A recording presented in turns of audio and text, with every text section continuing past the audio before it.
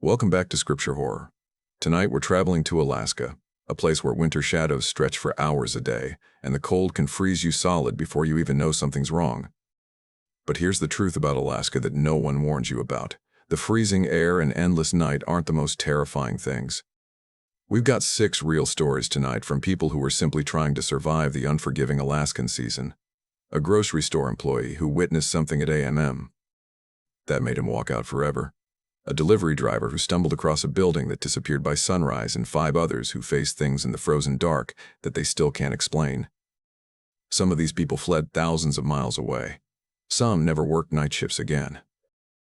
And one of them isn't entirely sure they're still human anymore. If you're new to Scripture Horror, hit that subscribe button and turn on the bell because we bring you the darkest true stories that'll keep you awake at night. Now shut off the lights. Get settled in and let's uncover what's really hiding in Alaska's endless winter nights. And trust me, by the end of this video, you'll understand why some jobs just aren't worth the paycheck. I took this job right after finishing high school because I needed to pay for my classes at Matsu Community College. The pay isn't great, just dollars an hour, but the schedule fit my life. I went to school during the day and worked from midnight to in the morning. People always imagined working alone in a grocery store at night would be terrifying. But to me, the silence was peaceful. It was usually just me, another stalker named Marcus, and Jim, the security guard. We'd unload trucks, shelf products, rotate old inventory, talk about life, and work in a giant empty store with no customers to interrupt us. The routine became comforting.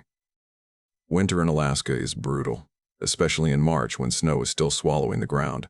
Our store sits at the edge of town, with thick woods looming behind the loading dock. I'd gotten used to hearing wildlife outside during my shifts, moose mostly. Occasionally bears emerging from hibernation. The cold belongs to the animals here, and you learn to live with it. But March RD was different. For weeks, the day shift had been finding torn packages scattered across the aisles. Cereal ripped open, soup cans with bite marks, packs of meat shredded and half-eaten. Our manager, Dave, assumed raccoons or maybe a bear had slipped in through the broken loading dock door. The lock had been busted for months, but corporate never cared enough to fix it. What concerned us was how they were getting in without us noticing. Jim walked the store every hour. Marcus and I were constantly moving between aisles.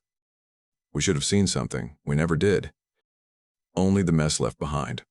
Jim started saying he'd seen large shapes in the parking lot during his outside patrols. But the way he described them bothered me.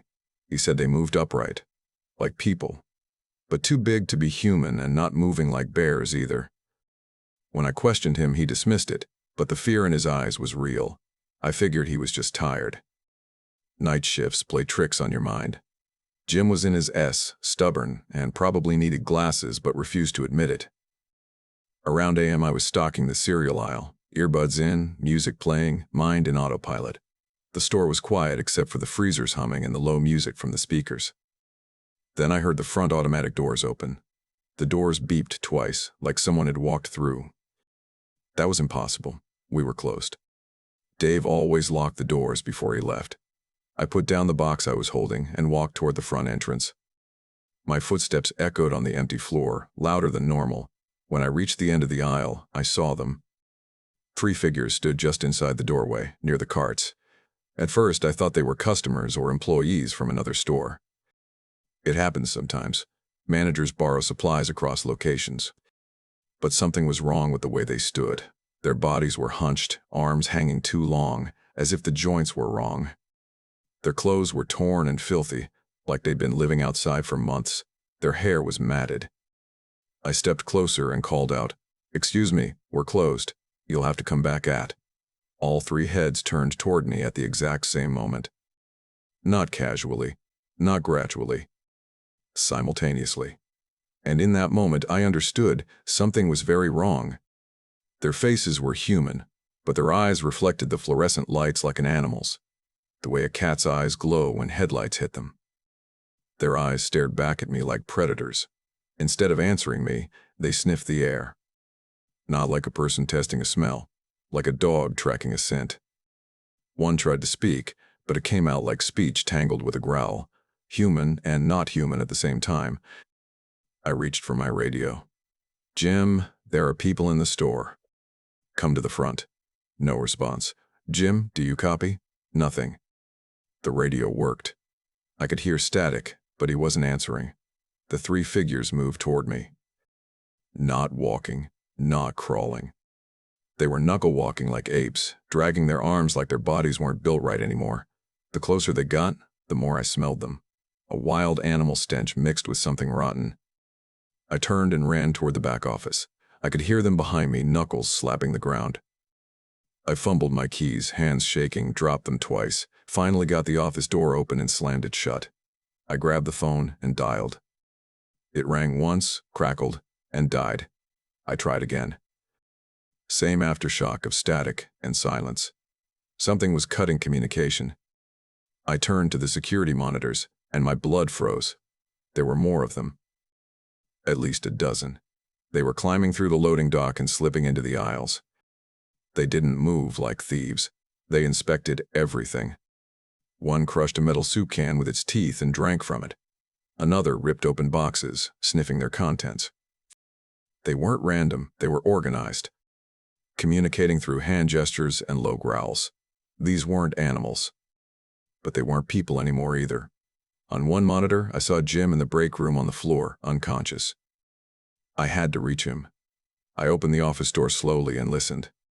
The creatures focused on the front aisles. I crept down the hallway toward the break room. Jim was breathing but unresponsive, scratch marks across both arms, perfectly parallel.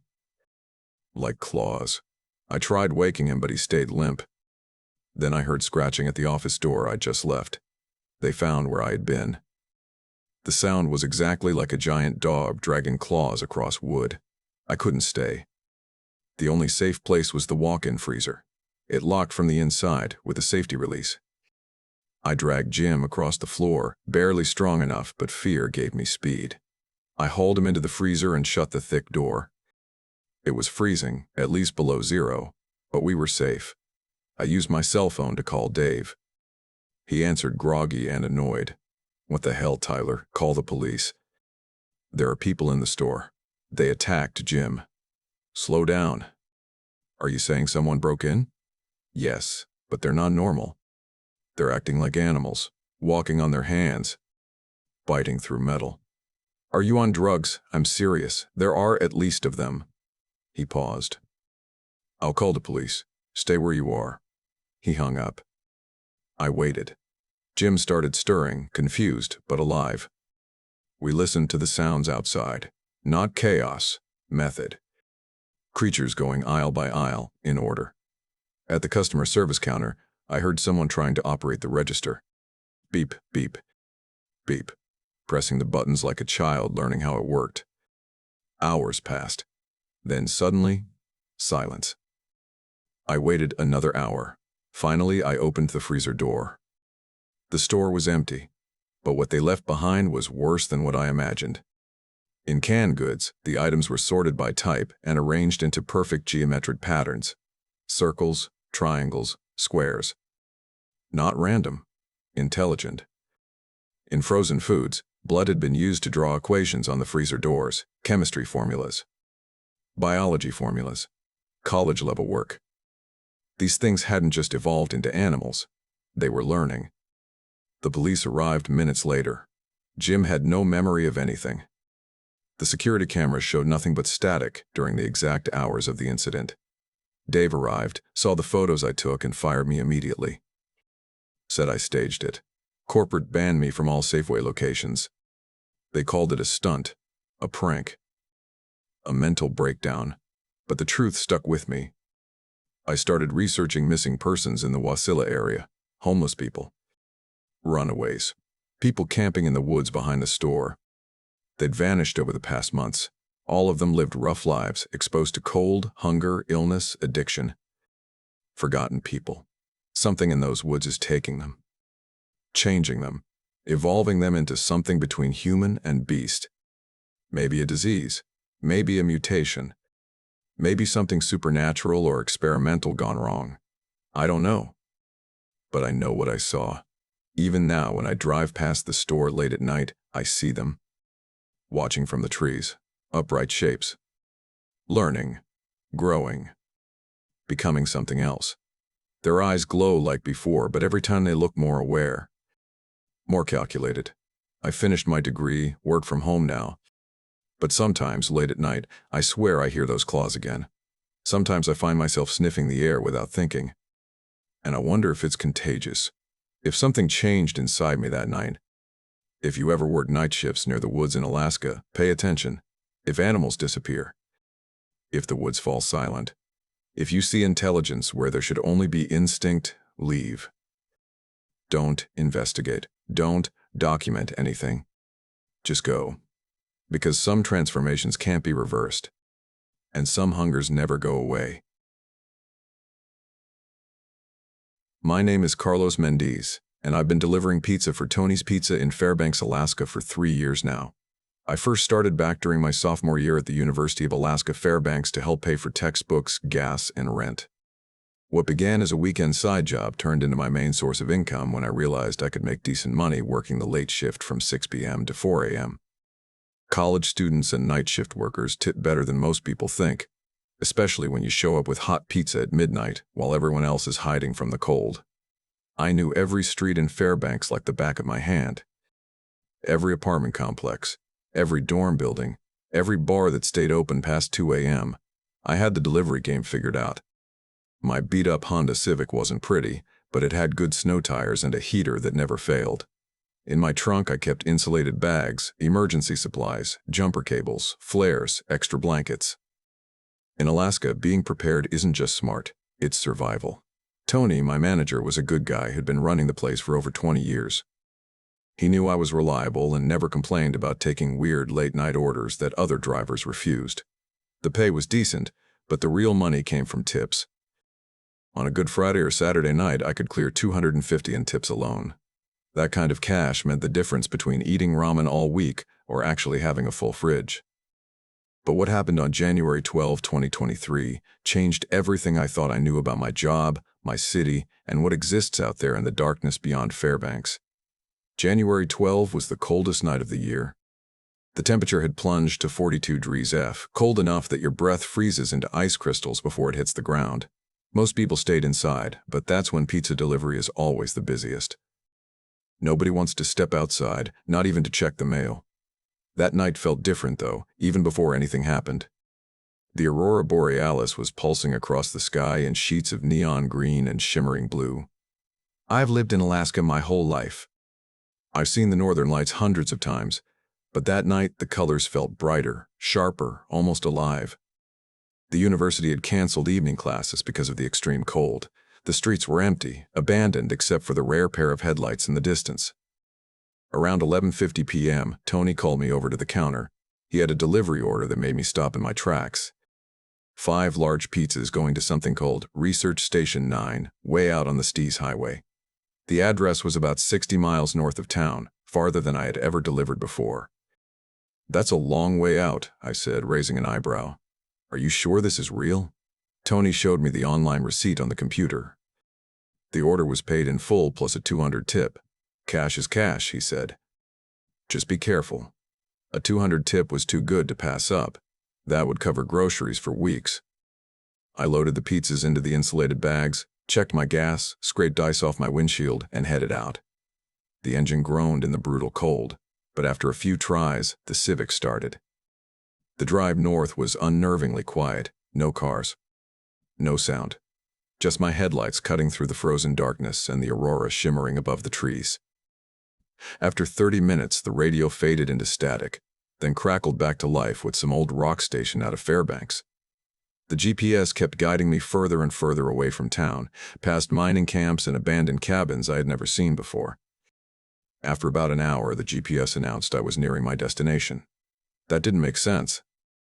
There was nothing around me but snow-covered wilderness, no buildings, no signs, no road except the highway.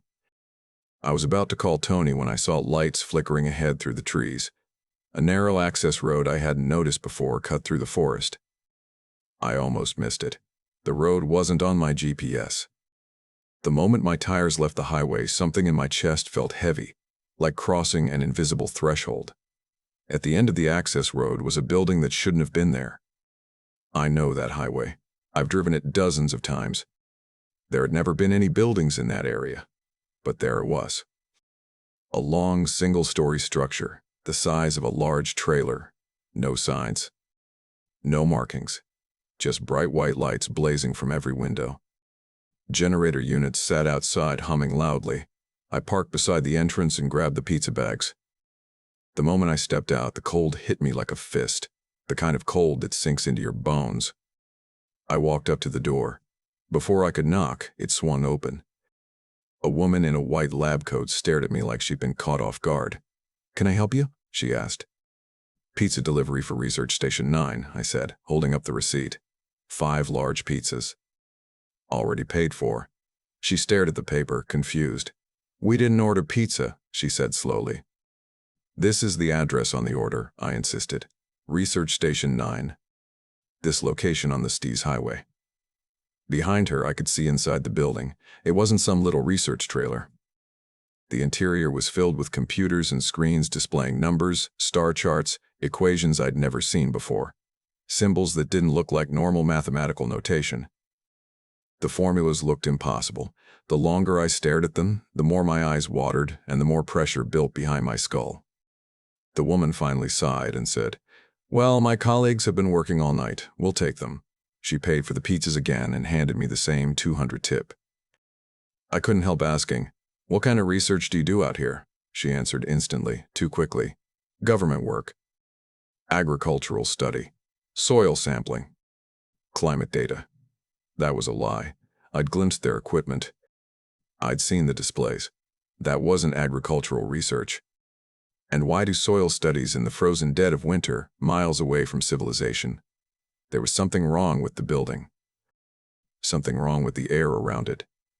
As I walked back to my car, I looked up. The aurora overhead wasn't dancing normally. It was forming impossible geometric patterns, triangles, spirals, hexagons, shifting in precise mathematical order.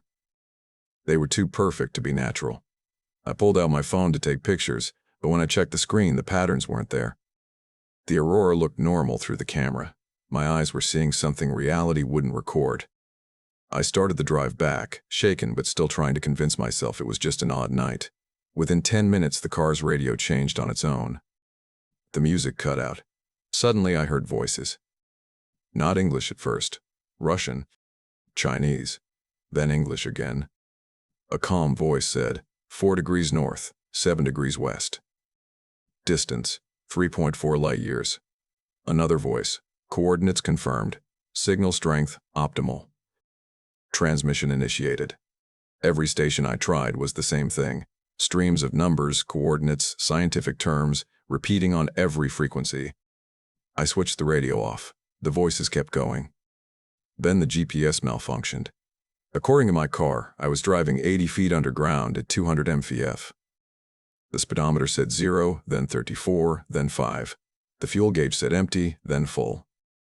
The clock spun through hours like a slot machine. Every piece of electronics was glitching, contradicting itself, reading impossible data. I lost track of time. One moment, I was miles away from town. The next, I was suddenly approaching the city limits.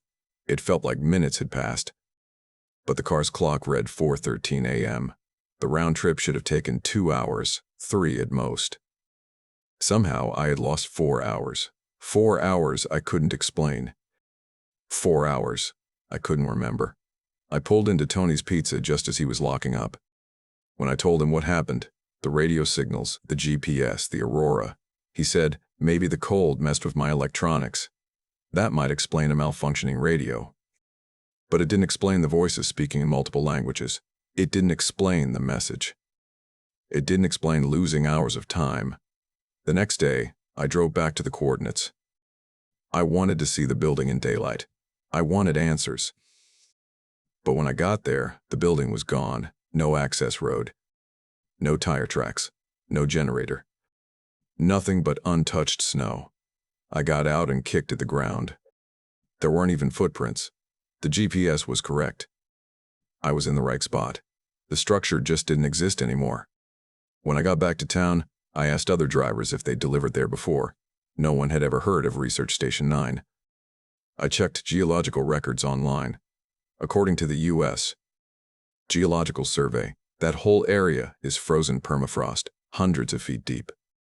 Impossible to build on, impossible to dig into. But I had been there. I still had the 200 tip in my wallet. That's when the dream started. Every night, I saw the equations I'd glimpsed on the screens. In the dreams, I understood them. They weren't just numbers. They were coordinates pointing to star systems, exact locations of planets orbiting distant suns, calculations for interstellar communication, navigation formulas, transmission protocols. I woke up with knowledge I didn't have before. I knew the chemical composition of atmospheres on distant planets. I knew the distance to stars I'd never studied. My astronomy professor, Dr. Chen, asked where I learned this stuff. I couldn't explain it. I just knew. I started researching the history of that highway. Old records, newspaper articles, native oral stories. I found legends of strange lights reported as far back as the 1900s, and older indigenous stories about star knowledge buried beneath the ice. Ancient objects that fell from the sky long before humans came here. Objects asleep under the permafrost, sending signals home. It wasn't government research. The building wasn't meant for agriculture. It belonged to something else. Something that phases into our reality only when conditions align, when the aurora is strong enough, when the sky is open enough. I quit my job at Tony's Pizza. I changed my major to astrophysics. I didn't have a choice. Something in my head had opened, and I couldn't close it again. Every January 12th since then, I return to those coordinates and wait. I bring gear, food, and equipment. I wait for the aurora to form those geometric patterns and for Research Station 9 to reappear. Because I need to know what they're doing. I need to know why they're contacting something out there among the stars. And every year, I feel the same thing deep in my bones. Something ancient is coming back to Earth. And when it arrives, our world will never be the same again. My name is Marcus Thompson, and I drove for Uber in Anchorage, Alaska for 5 years while studying business at UAA. I used to think I had seen absolutely everything that job could throw at me. College kids throwing up in my back seat, passengers fighting each other, customers trying to flirt, threaten, cry, confess their life story, and even one guy who seriously tried to pay me for his ride with a frozen salmon wrapped in duct tape. After years of driving through the snow, ice, darkness, and chaos of Anchorage nightlife, I thought nothing could surprise me anymore. But what happened on February 2nd, 2023 changed every single thing I ever believed about the world. After that night, I quit driving, moved back to California, and I still can't sleep sometimes because I know the truth of what's waiting out in those mountains. Some passengers are not human at all. Driving Uber in Anchorage during the winter wasn't easy, but it was extremely profitable. The city never sleeps, even in deadly temperatures. Most nights, I would start my shift around 7 p.m. and drive until 3 or 4 in the morning. A busy night meant I could easily make $200. I drove a 2016 Honda Civic, equipped with all-weather tires, seat covers to protect from spills, and I always kept the car spotless because drunk passengers didn't respect anything. I had a dash cam recording every drive for insurance reasons and for safety. I kept emergency gear in my trunk at all times. Jumper cables, protein bars, water bottles, blankets. In Alaska, you don't take chances. Getting stuck could get you killed. February 2nd was one of those nights that felt like the cold itself was alive. The air temperature was at negative 28 degrees Fahrenheit. The kind of cold that freezes nose hair and fingertips within seconds. The streets were coated in ice, every building's windows looked frosted over, and the city sounded quiet and unnatural. Most drivers had already logged off by midnight because it was too dangerous to be out, but I needed every dollar for my next semester's tuition. Surge pricing was over 2x normal. The bars downtown were full, and every other ride was huge money. I had just dropped off a group of college kids at their dorm when my phone pinged with a new request. The pickup was in Mountain View. Anyone who lives in Anchorage knows that neighborhood. Drug problems, fights, police lights almost every night, and enough horror stories that most drivers avoided it past midnight. But I had driven there hundreds of times. I knew the streets. I knew where the trouble usually was. It didn't scare me anymore. The pickup location was Northway Gardens, this run-down apartment complex with graffiti on every stairwell and broken windows on half the units. The parking lot was covered in black ice and giant potholes. My Uber rating was 4.9 stars after 5 years and over 4,000 rides. I was proud of that. I trusted my instincts. Mountain View wasn't the worst neighborhood, and this new request showed the destination was way out in the Chugach Mountains, a long, pleasant fare. It would easily be $50, maybe more. So I accepted it and drove into the lot around 1:13 a.m. Half the streetlights were broken. The ones that worked flickered weakly, glowing orange over the dirty snow. I texted my passenger that I had arrived, keeping the heater blasting at full power. I waited 3 minutes before the building door opened and a tall man stepped outside. At first glance, nothing seemed wrong. He wore a too-big winter coat and a knit hat pulled down low, but as he walked closer, I realized he was unusually tall. At least 6'6", maybe taller. He opened the rear door without saying a word and climbed in behind me.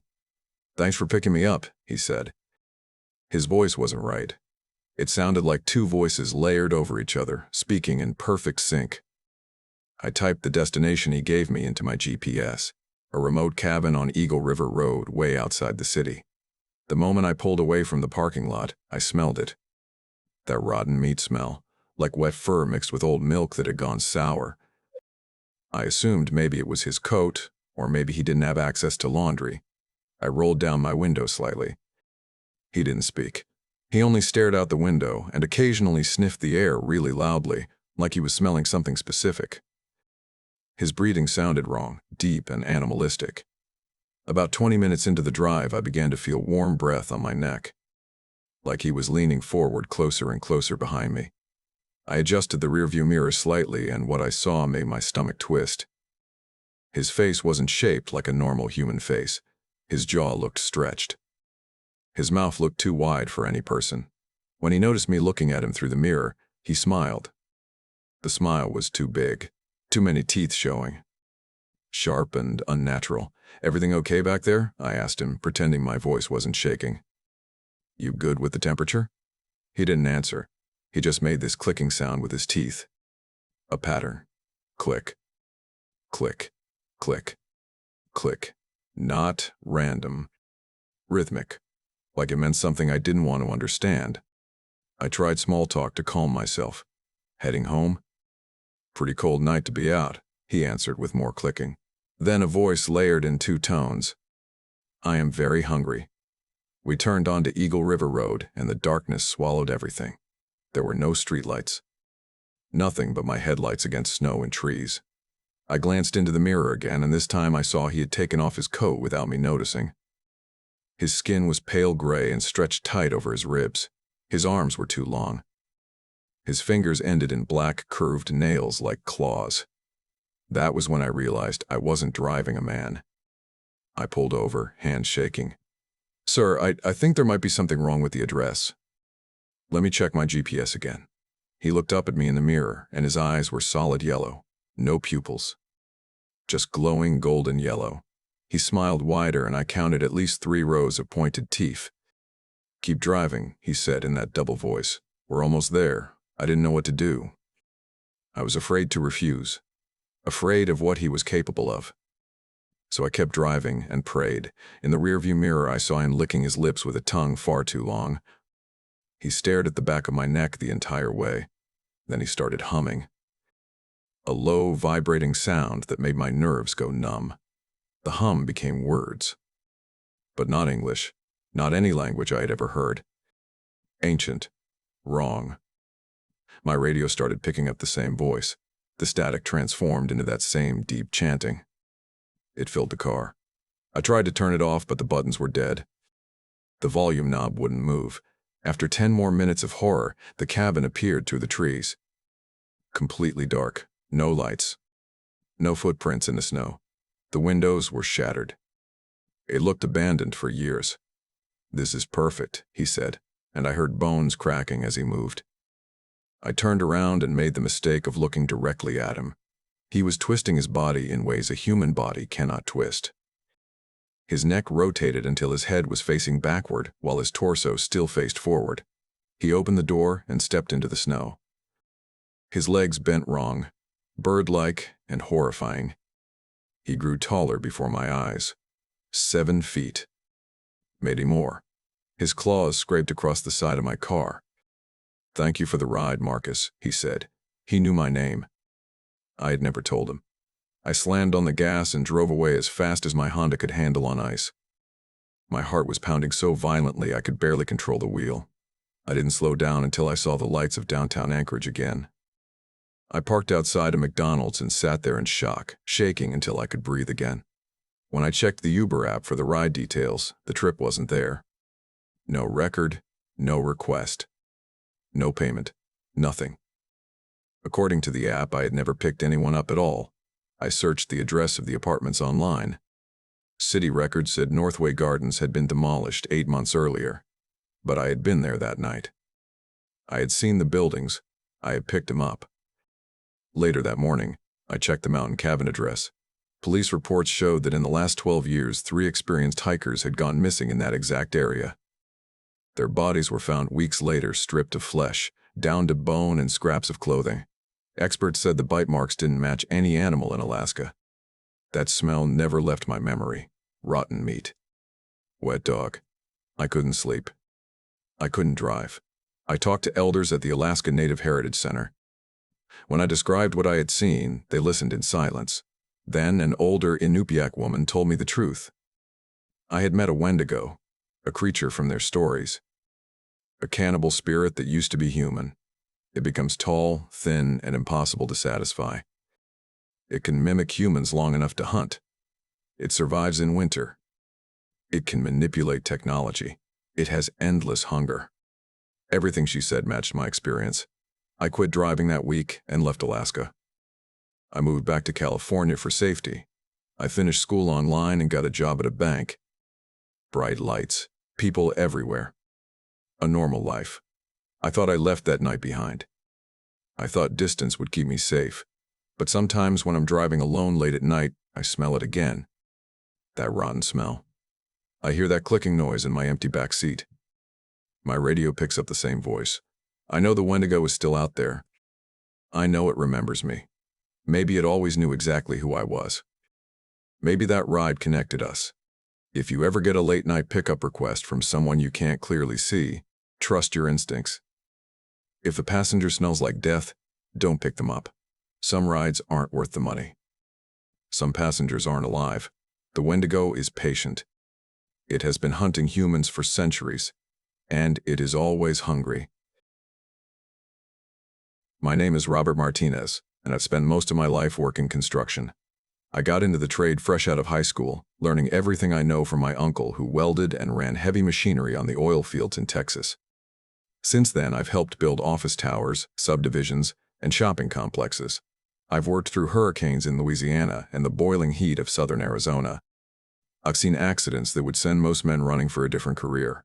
I've watched cranes collapse, scaffolding fall apart, and I've seen good workers crushed in ways you can't forget. But the paycheck kept me in the industry.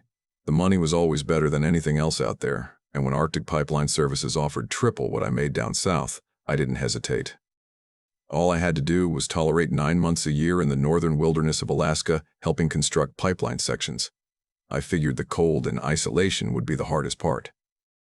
I was wrong. The biggest danger in that place wasn't weather or machinery. It was something we never should have disturbed. I arrived near Teshekpuk Lake in January. Our job was simple on paper. Extend a new section of the Trans-Alaska Pipeline roughly 15 miles northeast from the main line. The location was nothing but endless frozen tundra stretching out into a flat, white horizon. No towns, no roads, no animals, nothing. Our living quarters were makeshift shelters built from old shipping containers, connected by enclosed walkways so we never had to step outside without full gear. Every container had 4 bunks, a small space heater, and barely enough room to move. Supply planes came every few weeks when weather allowed. The only contact we had with the outside world was a satellite internet connection that barely worked and a long-range radio that reached a station miles away. No bars, no towns, no civilization. The job was exhausting but straightforward. 12-hour shifts out in temperatures that stayed 40 or 50 degrees below zero. We used special Arctic-rated excavators, welding rigs, drilling equipment, and trenchers. Everything we brought was engineered to work in freezing weather. The pipeline sections were giant prefabricated steel cylinders weighing several tons each. We dug trenches into ground that was frozen solid, set the pipe, welded and sealed it, then covered it. Even with all the equipment, it took skill and caution. Frostbite was always a threat. We worked in pairs and checked in constantly. Our cold weather suits included insulated coveralls, vapor barrier boots, gloves thick as armor, and full face protection. Without that, you wouldn't last an hour in the open. There were 8 of us on the crew, and most of us had worked together before. Jim Morrison was our crew chief, a veteran who'd spent 3 decades building the main pipeline. The guy who everyone relied on was our heavy equipment operator, Dave Kowalski. He'd been with Arctic Pipeline for nearly 10 years and could drive an excavator like it was an extension of his arm. He never complained, never missed a shift, and didn't seem to feel cold the way the rest of us did. On February 14th, everything changed. That morning started like every other. The sky was clear, the wind was calm, and the temperature hovered around -40. It was the kind of weather we considered ideal. We were scheduled to connect our final section of pipe and finish the project ahead of schedule. All of us were in a good mood knowing we might go home early. But when we met at the morning safety meeting at 6 a.m., Dave wasn't there. Jim assumed he overslept.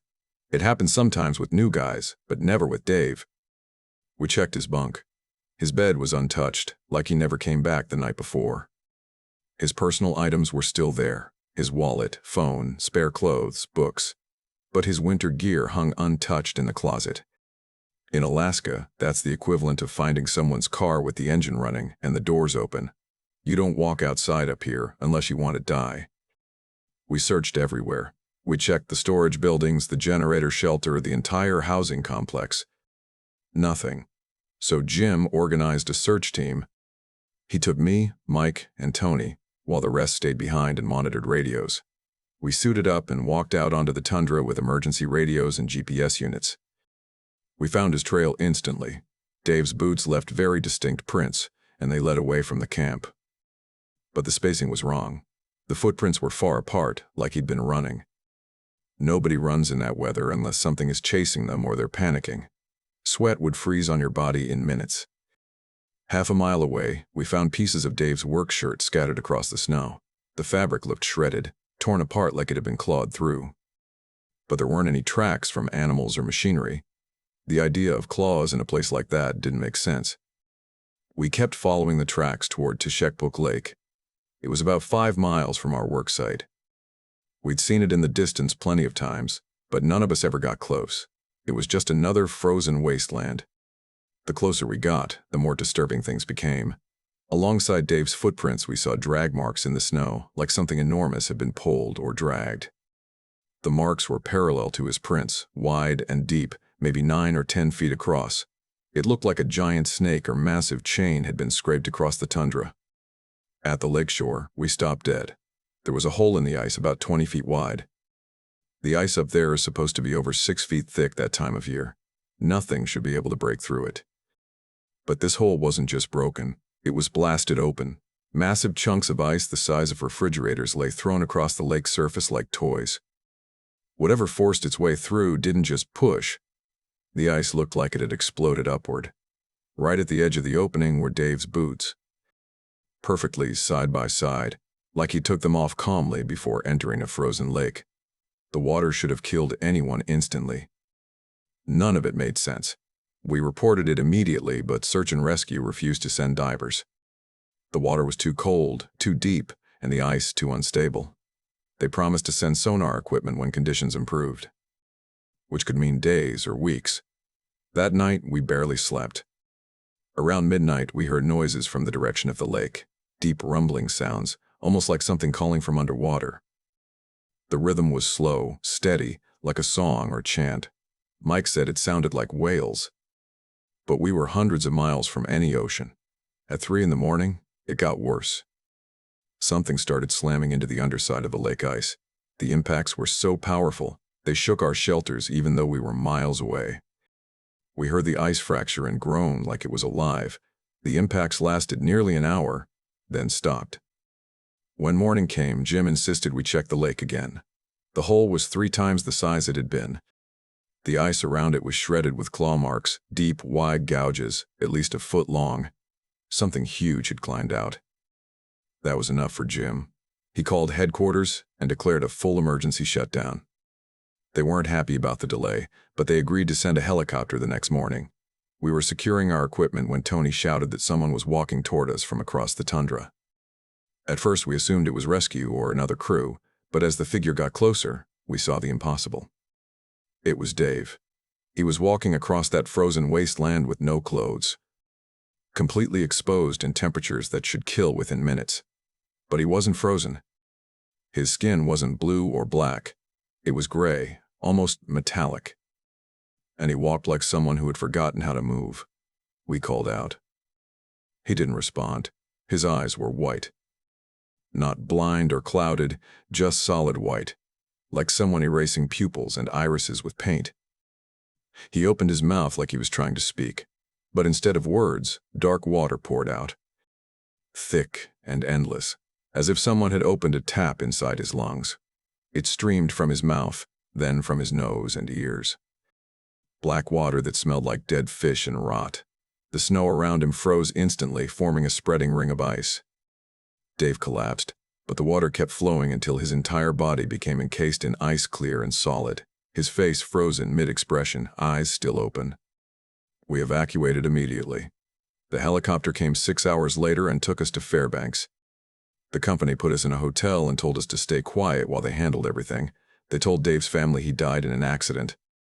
Officially, they never found the body. I spent those nights researching the area. Teshikpuk Lake is sacred to the local Inupiat. According to legend, something called Tisharuk lives in the deepest Arctic lakes. A serpent-like spirit that controls ice, water, and the dead. Their stories say people who disturb its home are turned into vessels to serve it. Alive on land but just water beneath a human shell. Pipeline construction in that region was permanently canceled. They called it an ecological protection decision. But everyone on our crew knows better. Something lives in that lake and it doesn't want us there. I transferred to Texas. I don't care about the heat. I'll take deserts and scrubland over deep water any day. Sometimes I check satellite images of Teshikpuk Lake. Even in full winter, the ice around that hole never fully freezes. And sometimes you can see something moving under the surface. Huge and coiling. Dave's family was told he died on the job, but I know where he is. He's still there at Teshikpuk, serving whatever watches from beneath that lake. Some places should never be touched. Some land is sacred for a reason, and some jobs are never worth the money.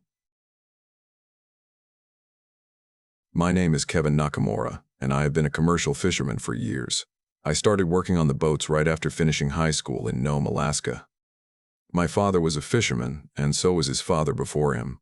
Where I come from, fishing isn't just a job. It's an inheritance, it's cold, it's relentless, and it will kill you if you make a mistake. But if you know what you're doing, and you don't mind the brutal weather, it's good money. I've worked all kinds of seasons, from summer salmon runs to winter crab fishing when the ocean turns into a frozen battlefield. I've been through storms that most people wouldn't survive. I've had engines die miles offshore while waves slammed against the hull like hammer blows. I've pulled men out of the water when they fell through thin ice and would have been dead within minutes. After years on the ocean, I believed I had seen every single thing nature could throw at me. But what happened on February changed everything I understood about what exists beneath the Arctic ice. I still fish today, but I don't set foot on ice anymore. After this story, you'll understand why. Winter fishing in Alaska is nothing like what outsiders imagine. We don't just sit around waiting for spring to thaw the world out. Winter is one of the best seasons to fish. When the sea ice thickens enough to support equipment, the fish stay active beneath it. Arctic char, cod, and even some salmon runs continue under the ice when everything on land is frozen dead. February is usually the last safe month for ice fishing. By March, the ice starts turning into a trap waiting to swallow you whole. You have to read the ice. You have to know when it's lying to you. A solid-looking sheet can hide weak spots that will break under your weight and drop you into water cold enough to kill you in minutes. That day I was fishing with my partner, Jake Morrison. He's been working these waters longer than I have. If there's anyone who understands sea ice, it's him. He taught me almost everything I know about winter fishing, about reading cracks and wind patterns, about when to trust the ice and when to run. If Jake said a spot was safe, then it was safe. We'd worked together for years and never had a serious accident. February was supposed to be our last trip of the season. The weather forecast was clean. Clear skies, light winds, the temperature holding steady below zero. Perfect conditions for one final day on the ice. We loaded up the snowmobiles around dawn. We always carried more gear than we needed because in Alaska, being prepared isn't optional. It's survival. We drove out about miles offshore. We'd fished that exact location dozens of times. The ice was nearly feet thick, plenty strong enough. We drilled 6 holes with gas-powered augers, each about inches across. The holes dropped straight into a dark world beneath the ice. When you're ice fishing, those holes are your only window into whatever is moving under your feet. Fishing was good from the start. Arctic char were biting, and we pulled in several nice catches within the first hour. Jake was in a great mood, already talking about the payout we'd get. But around mid-morning, something caught my eye. I was reeling in a line when I saw a shadow moving beneath the ice. At first, it looked like a school of fish, but this thing was huge, too big. I called Jake over. He knelt beside me and looked down. There was a large, dark shape circling beneath us in slow, controlled loops. It moved wrong. Not like a fish. Not like a seal. Jake said it was probably a trapped seal looking for an air hole. That happens sometimes. It made sense, but something felt off. A trapped animal thrashes and panics. This thing wasn't panicking, it was watching. By noon, we had 8 fish, and that shadow was still circling. I thought it would eventually move on, but instead, it got closer. Jake tapped the ice with his rod to scare it away. Instead of backing off, it came straight toward the sound. That was the first moment my stomach tightened. The shadow moved forward like it was conscious of us. Like it knew what we were. I pressed my face closer to the ice. As it rose toward the surface, the shape sharpened. It wasn't a seal. It was shaped like a person.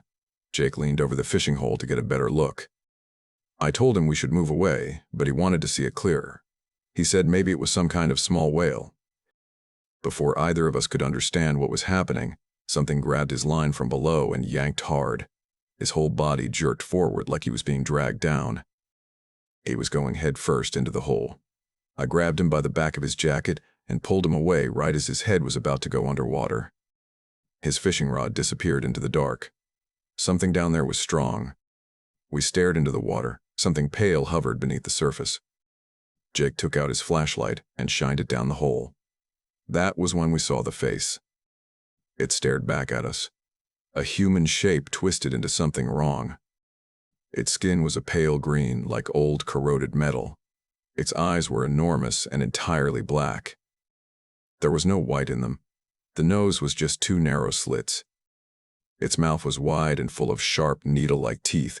Long hair floated around its head like it was moving through water. Its hands were webbed and ended in claws. It reached for Jake. We scrambled back. Before so much as a word left our mouths, we heard splashing from the other holes we had drilled. We turned and saw pale faces rising up from every fishing hole. 6 of them. Each one identical. Each set of black eyes watching us. They pulled themselves up from the holes like they were climbing stairs. When they stood, they were over feet tall, too long-limbed, too thin. Water streamed off them, freezing instantly into crystals. One of them opened its mouth and spoke in a voice like water draining. "Come swim with us." They moved toward us in a jerking, unnatural way. We ran for the snowmobiles. Behind us, the things dropped to their bellies and slid across the ice like seals, their claws digging in and pulling them forward faster than any person could run. They clicked and chirped to each other in some strange language. They were gaining on us. We jumped onto the snowmobiles. The engines roared to life instantly, thank God. We tore across the ice toward shore. When I looked back, they had stopped chasing us and dropped back into the holes as quickly as they had appeared. The moment we got to land, we called the Coast Guard. They listened but didn't believe us. They said the cold can make the mind play tricks. They said they get a lot of strange calls from men who spend too long on the ice. But Jake and I knew the truth. The ocean wasn't playing tricks on us. Something real had been under that ice. We returned the next day with Dr. Sarah Chen, a marine biologist from the University of Alaska. She had the experience to recognize Arctic marine life. When we reached the spot, every fishing hole we had drilled was frozen solid, not just a thin layer either. The holes had refrozen completely feet thick. That much ice doesn't form overnight. It takes weeks. She measured the thickness again and confirmed it was exactly the same thickness as the surrounding ice. She told us it should have been impossible. I told her what we saw, every detail of those creatures. Pale green skin, webbed claws, needle teeth. She said no known Arctic species matched that description. No mammal, no fish. Nothing documented. But something in her voice changed. She told us the description matched certain Inuit legends. When I got home, I spent hours looking up the stories myself. They talked about creatures called qualopolic beings that live under the ice. The legends say they hunt people who work on frozen waters. They drag victims down into the deep where no one ever comes back. The descriptions matched exactly what Jake and I had seen. Tall, pale, human-like faces twisted with fish features, black eyes, webbed hands, sharp teeth, a voice like water. Legends say they aren't animals. They are intelligent, they hunt with purpose, and they wait. I haven't gone ice fishing since that day. Jake quit entirely and moved to Anchorage. He works construction now. He says he still has nightmares about those eyes staring up through the ice. I still fish, but only in the summer now. I stay on boats where I can see open water. Winter fishing pays well, but some risks aren't worth the money. I keep having the same dream. I'm standing alone on the ice, looking down through a fishing hole. They are there in the dark water watching me. In the dream, they don't try to grab me. They wait. Like they know I'll return. Like they have all the time in the world. Sometimes I wake up with the taste of salt water in my mouth even though I'm miles from the ocean. Dr. Chen eventually published a paper on what happened, but she had to call them unidentified marine organisms. Science doesn't believe in qualopolic, but I do. If you ever go ice fishing in Alaska, remember this story. If you see shadows moving beneath the ice that aren't fish, don't stay. Don't stare. Don't take a closer look. Pack up and leave. Some things under the ice aren't meant to be seen. Some things down there aren't fish at all, and they're always hungry. My name is Mike Henderson, and I've spent years working as the night janitor at Fairbanks Elementary School. I used to think it was just a lonely job in a lonely town. Something simple. Something I could hide inside after the divorce tore everything apart. But since the winter of that year, I don't know if I'm still Mike Henderson at all anymore. Sometimes I look into a mirror and something else looks back. The shape is mine, the face is mine, but the eyes don't belong to me. The thoughts behind them don't feel human. I stay awake at night wondering if the thing that lives behind my skin is waiting for the chance to step forward. I started this job because I wanted to disappear from the world for a while. Now I'm not sure I ever fully came back. I applied for the night shift because nobody else wanted it. Who would? In Alaska, winter isn't just cold. It's a beast that crawls into your bones. It waits in the black hours of the morning when the darkness stretches across the city for 18 hours a day and the temperature drops so low the air burns inside your lungs. Something happens to a person when they stand alone in a building that was never meant to sleep. The quiet gets inside your mind, settles into your skull, and grows there. You start hearing things that don't belong to the world of the living. You start forgetting what daylight looks like, and those long hours between midnight and dawn feel like they last forever. Fairbanks Elementary was built in 1959 on land that should have stayed untouched. The contractors dug too deep into permafrost that had been frozen for thousands of years. People whispered about the ground there, about things older than the town, older than the buildings, older than any memory anyone still had. I didn't believe any of that when I first started working. But I learned quickly, the basement doesn't feel like part of the school. The steps are lined with concrete that looks wrong, too old, older than the blueprints claim. When you go down there after 2 a.m., you hear something moving in the walls. Not the usual sounds of settling or rodents, something heavier. Something that sounds like whispers in a language that is not meant for human ears. The walls shake with a low groan in winter, the pipes rattle like bones cracking, and the lights flicker in perfect sequence, as if following someone's footsteps. It happened every single night. The same time, the same pattern. The second-floor lights would blink on and off one by one, like invisible footsteps walking through the hallman, steady and sure. But the motion sensors never picked up anything. No warm body. No living creature. Whatever walked there was cold. Too cold to count as alive. January 13th was the night everything changed. That evening, the temperature dropped below -50. The windows frosted over from the inside. I was alone in the building as usual, but something felt different.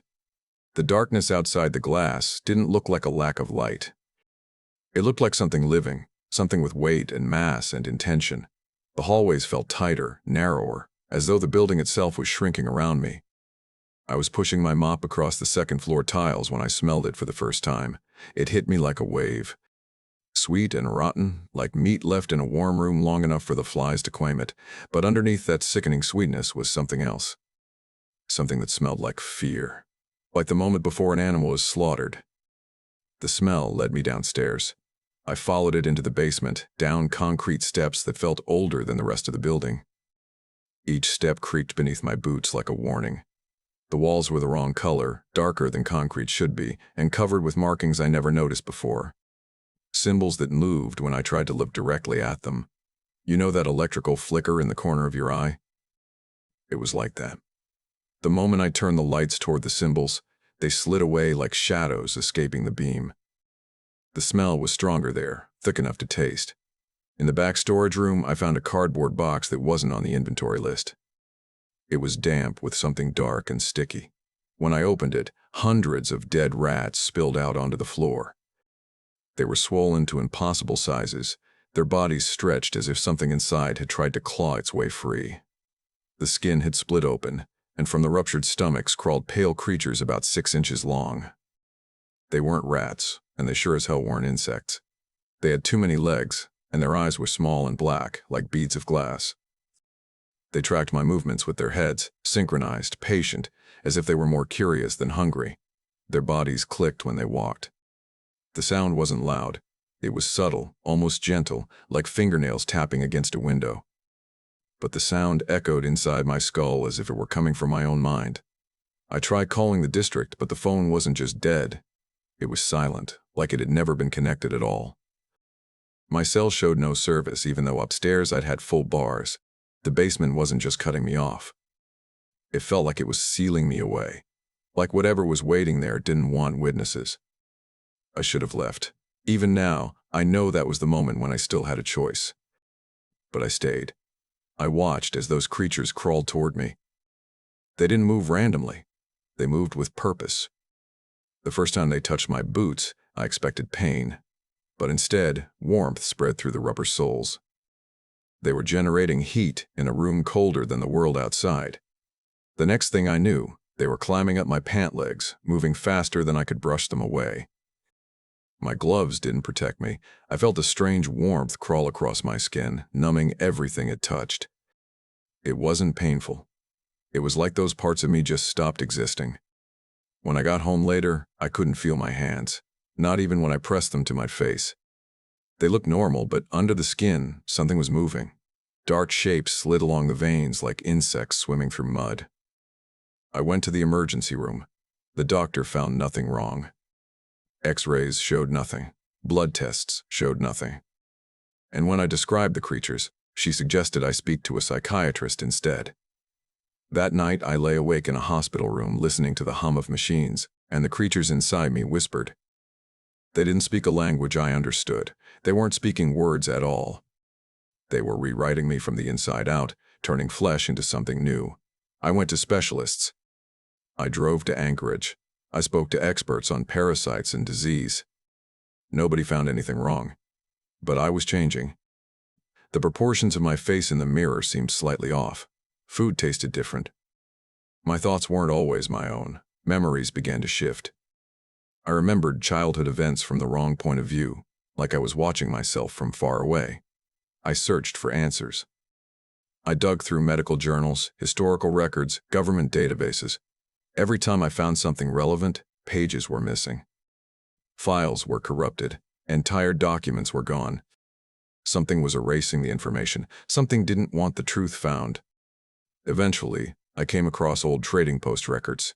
Fairbanks Elementary wasn't built on empty land. It was built on a mass grave from 1847, a Gwich'in village wiped out by something the Hudson's Bay Company traders called the Hungry Darkness. The records describe symptoms exactly like mine. People whose bodies stopped belonging to them. Children who woke up wearing strangers' faces. Villagers who spoke in voices layered with echoes. The traders tried to stop it.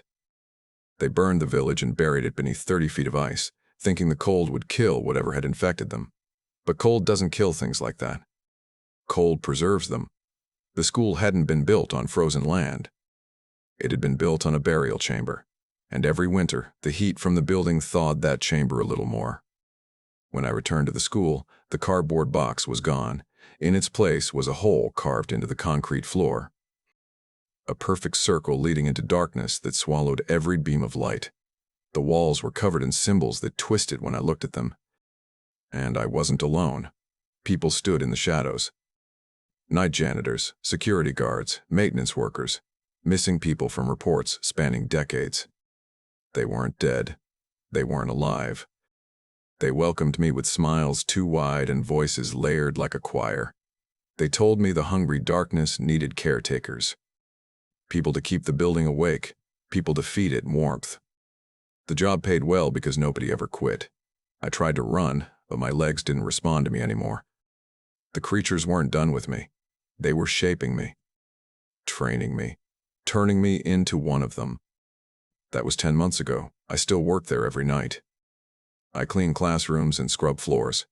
The school district is thrilled with my work. They gave me a raise. But I'm not Mike Henderson anymore.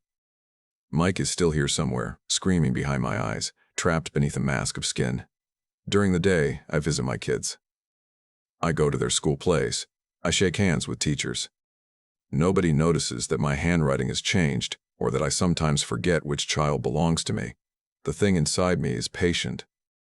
It's learning how to move in the world, how to mimic life. And sometimes, when I stand in my children's bedrooms at night, watching them sleep, the creature inside me wonders if they might make good hosts someday. Fairbanks Elementary is hiring a new day janitor. The pay is excellent. The hours are short. All you have to do is work alone in a building where the basement is too quiet. If you're reading this, don't apply for that job. Don't walk past the school after dark, because Mike Henderson is still down in that basement and he's not alone anymore. And he's hungry.